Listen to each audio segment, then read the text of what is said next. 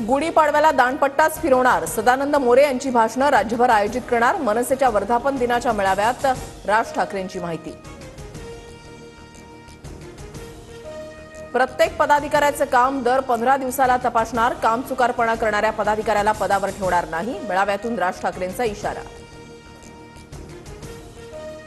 बीडमधील काँग्रेसच्या सद्भावना पदयात्रेचा दुसरा दिवस मस्साजोग ते बीड काँग्रेसची सद्भावना यात्रा सुरू आज बीडमध्ये सद्भावना रॅलीचा समारोप होणार।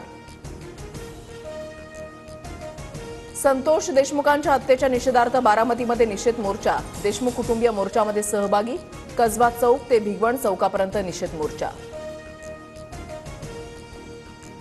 बारामतीच्या निषेध मोर्चामध्ये युगेंद्र पवार सहभागी देशमुखांच्या हत्येमध्ये दोषी असतील तर धनंजय मुंडे नाही 6 आरोपी करा युगेंद्र पवारांची मागणी।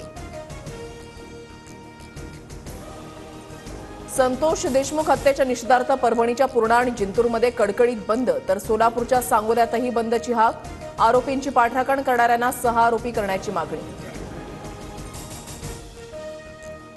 पुणे अश्लील कृत्य प्रकरणातील आरोपीला गौरव आहुजाची ससूनमध्ये वैद्यकीय चाचणी गौरवसह मित्र भाग्येश ओसवालला आज कोर्टामध्ये हजर करणार।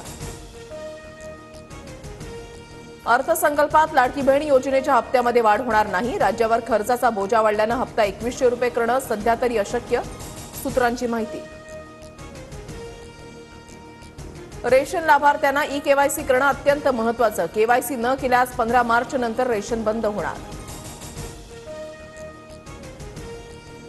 गेल्या अनेक दिवसांपासून मुंबईच्या तापमानामध्ये सातत्यानं वाढ आजपासून 3 दिवस मुंबई ठाणे आणि रायगडमध्ये उष्णतेची लाट येण्याचा अंदाज।